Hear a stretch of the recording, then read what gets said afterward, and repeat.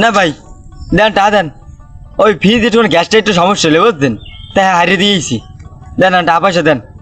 পাই না মারছে কি তারে নারে হারাইয়েছে চাইবেন কতনি টাহা টাহাই কি পাইন না রে মুই এত টাহা দিম একে দুই সন্ধ্যায় বাজারে আইস বাজার ভাই নিবি না আমার টাহা ভাঙতি নেই হন বুঝো না সবসময় টাহা থাই লগে আর কুমুর আমি তো সুদিল আমি তো টাকার অবাস, আমি টাকা দেবেন না যাও সে কথা বাদ।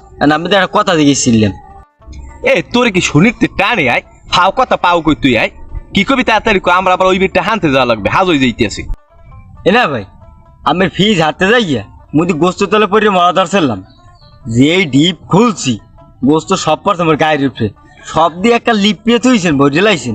এই গরিব দুঃখের মোটেও দেন নাই।